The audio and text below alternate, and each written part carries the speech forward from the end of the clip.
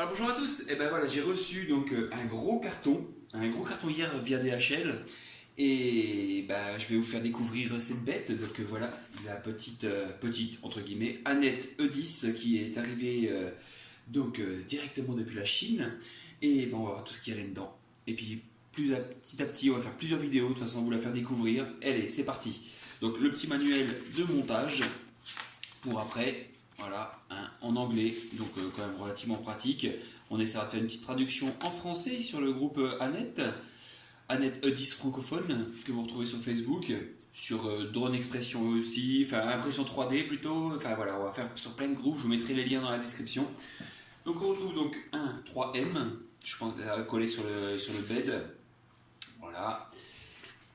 10 mètres de PLA, 10 mètres de PLA blanc et blanc, voilà. Je pense que de l'ABS aurait été sympathique afin de pouvoir faire les tests, hein, mais voilà, on fera avec le PLA, moi c'est pas grave, de l'ABS il y en a en stock sinon.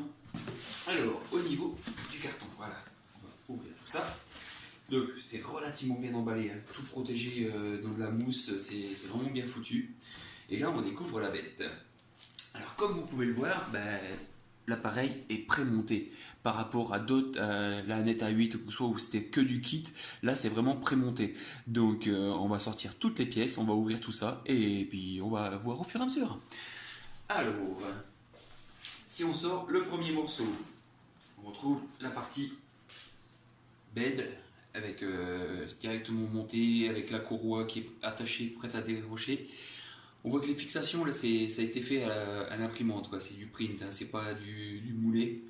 Qu'on verra, bon, après, niveau qualité, il n'y a pas de raison que ça n'aille pas. Voilà, ça pèse son poids, hein. Ça pèse son poids. Voilà, le bed est branché, la courroie est prête à être utilisée. Il y a le tenseur là qui est prêt, voilà, prêt. Les deux pieds. Ouais, non, franchement, ça change de la Annette A8 hein, quand même, hein, au niveau de la quali, quoi. C'est vraiment autre chose, quoi. Donc le bed, on va pas s'attarder pour l'instant, hein, on verra tout le. Hop, encore des mousses partout. Ensuite, ici, une petite raclette, bah, je pense pour décoller les prints, hein, c'est. Hop, pour retirer encore des protections. Un petit carton. Alors, qu'est-ce qu'on a là-dedans? Voilà, on a le câble USB, on a l'extrudeur qui est là, qui est apparemment exactement le même que sur la A8, donc c'est bien, j'en ai en stock comme ça. Un tournevis, des petites clés,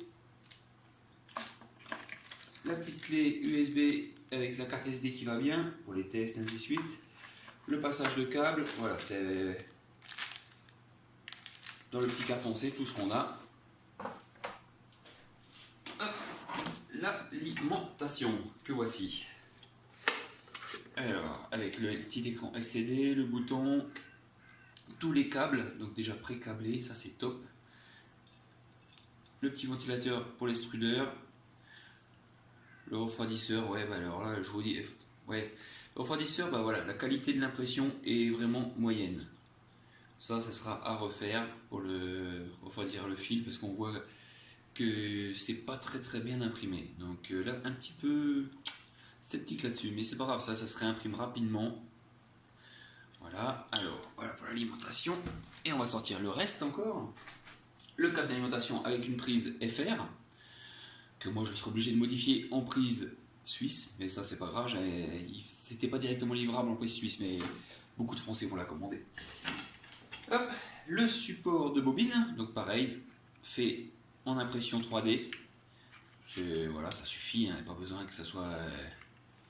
Ça suffira largement pour supporter la bobine avec la petite chose qui se fixe sur le boîtier de contrôle. Hop. Et on va sortir la dernière partie.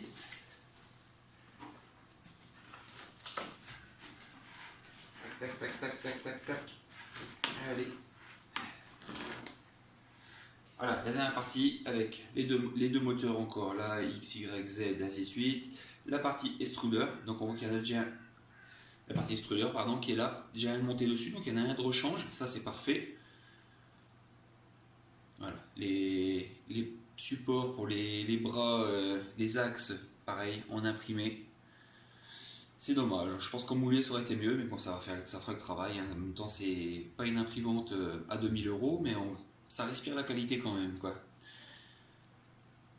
Donc voilà pour l'unboxing. Après, dans le carton, bah, vous voyez voir, il n'y a plus rien. Donc c'est relativement rapide. Ça va être rapide à monter normalement. On verra le résultat. Et ben, on fera une petite vidéo pour le montage de la bête. Et une petite vidéo après pour les essais d'impression 3D. Les paramétrages, ainsi de suite. On va essayer de développer autour de cette machine qui, ouais, par rapport à la A8, respire vraiment la qualité, quoi. C'est... Ouais, voilà, on verra. Mais il y a de quoi faire. Il y a de quoi faire, je pense, avec cette belle machine. On voit que tout est monté sur petite roulette au niveau de l'extrudeur. Ouais, non, ça a l'air vraiment, vraiment, vraiment pas mal, quoi. Alors, bah, je remercie la boutique Gearbest qui m'a envoyé cette imprimante afin de la tester. Et puis, bah, on va s'amuser. On va s'amuser. Donc voilà, c'est terminé pour la partie unboxing. C'est rapide puisque c'est trois composants principales. Et puis, bah, on va attaquer le montage sous peu. Allez, à bientôt. Ciao, ciao.